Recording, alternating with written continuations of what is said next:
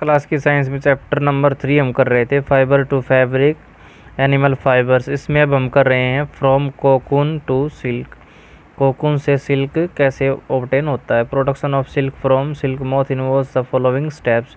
Silk moth होता है हमारे पास रेशम कीट। रेशम कीट से जो सिल्क प्राप्त करने की जो स्टेप हैं वो निम्न प्रकार से हैं। जैसे the eggs of silk moth are stored on strips of cloths और paper and are sold to silk worm farmer. First step के अंदर ये होता है जो एग्स होते हैं सिल्क मोथ के, उनको क्लॉथ स्ट्रिप्स के ऊपर या पेपर स्ट्रिप्स के ऊपर स्टोर किया जाता है और सोल्ड यानी कि बेच दिया जाता है उनको सिल्क वॉर्म फार्मर को।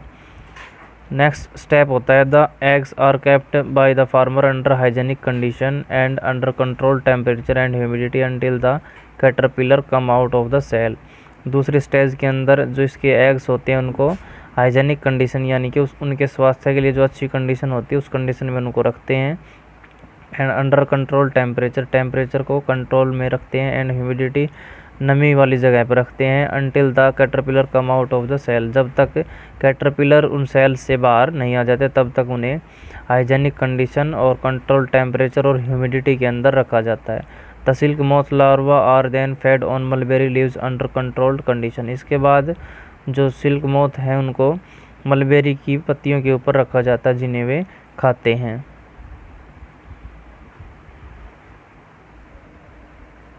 When the caterpillar stop eating, these are shifted to bamboo chambers provided with small racks। जब ये खाना बंद कर देते हैं पत्तियों को तब उन्हें बम्बू यानी कि बांस के जो चैम्बर होते हैं उनके अंदर रखा जाता है जिसके अंदर स्मॉल रैक्स और ट्विग्स बने होते हैं। Air the caterpillar spin cocoon. यहाँ पे जो कैटरपिलर है वो कोकून्स बनाते हैं।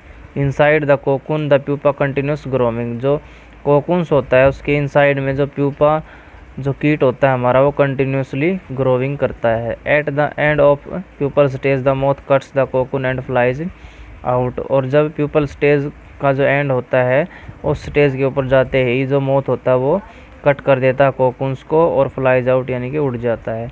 Fully grown cocoon are sorted out according to their colour size shape and texture.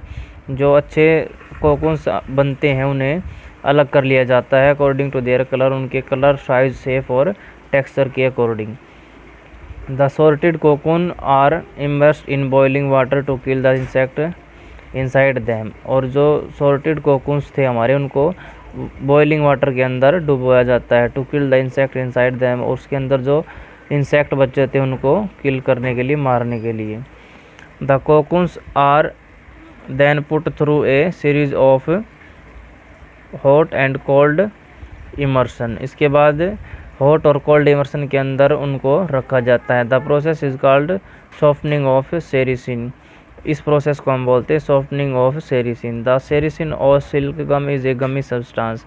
ये जो सिल्क होता है ये गमी यानी कि चिपचिपा पदार्थ होता है। That holds two strands of fibre, जिसमें 2 किस्म का फाइबर होता है। Fibre in protein of silk fibre together. Fibre of protein यानी कि प्रोटीन का जो फाइबर होता है of a silk fibre together, उसके साथ साथ सिल्क फाइबर भी होता है। The silk filament are separated from the cocoons. Cocoons से जो सिल्क फिलामेंट है उनको अलग किया जाता है।